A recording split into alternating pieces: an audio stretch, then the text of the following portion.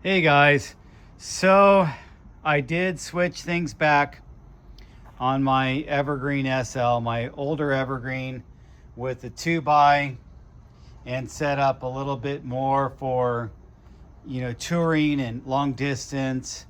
And I just felt like those tires and those rims were just too overkill for what I'm currently riding. Maybe in a different scenario, it might be effective, but removing this stem, I just felt like that stem didn't do much, so I removed the Cane Creek EE Silk stem, put back the Envy stem.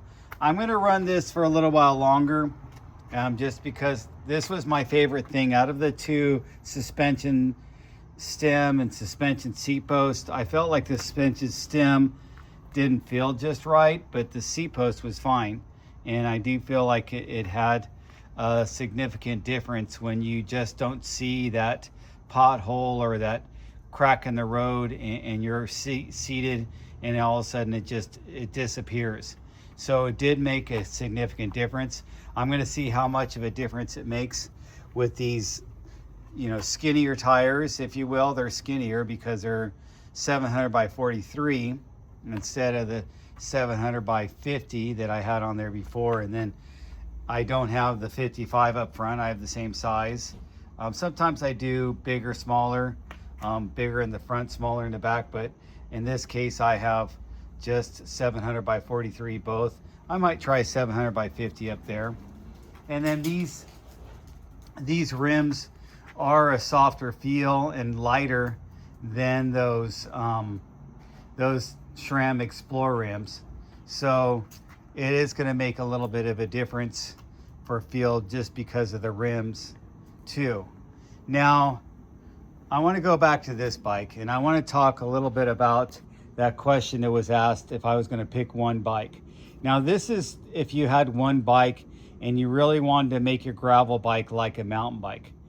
Now, I kind of feel, and I rode this several times with this wheel combination and this tire combination, that having cross-country tires, these are literally 29 by 2.2 in the front, 29 by 2.1 in the rear.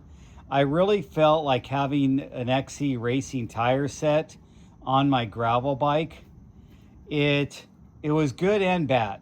And let's start with the good. It's good that I didn't feel like I was going to wash out or slide out or have any issues with it going really fast on the descents. Total confidence builder. But it's bad that I'm carrying that extra drag and weight on the pavement part of the climb, and then even on the steep trail part of the climb, I'm feeling the extra weight. And I feel like with this type of tire setup and a drop bar, I'm never going to really be bombing as much as I would if I was on just a hardtail, like an XC type of hardtail with these tires.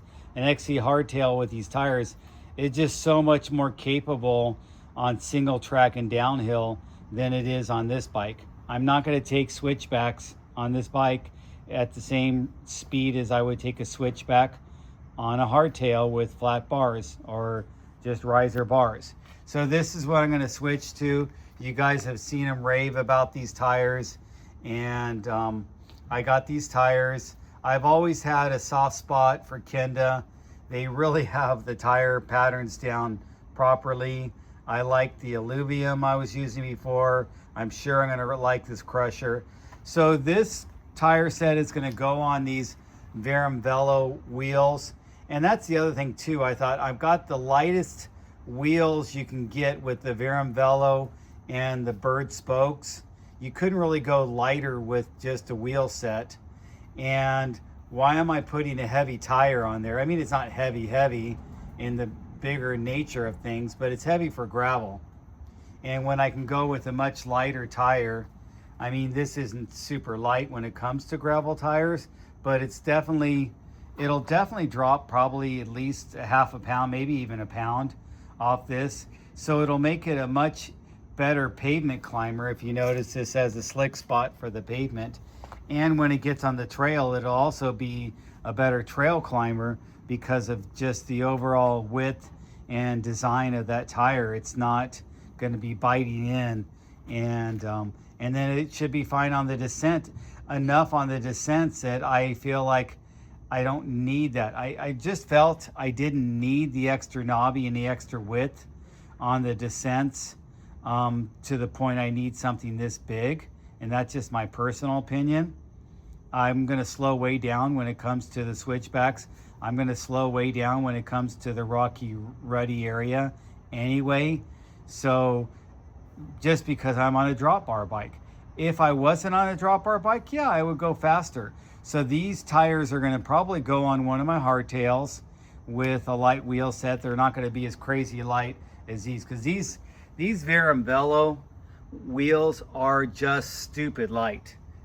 Bird spokes and carbon, no rim tape because they don't need tape. It's probably the lightest wheel set I've ever owned.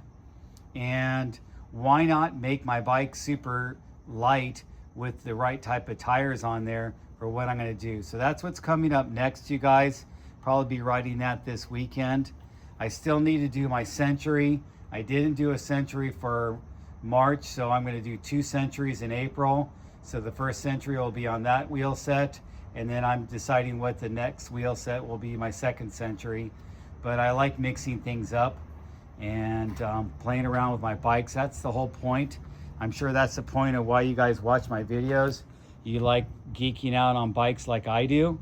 And I've been more focused on gravel bikes recently, but I've got a big surprise on my bike packing bike, that Thai Hayduke. I've got a big debut to show you on that one. And then I've got some other updates on my other, my single speed and my steel Hayduke. So I can't wait to show you my mountain bikes coming up next. But first will be the tires and switching things around with this. Thanks for watching, guys.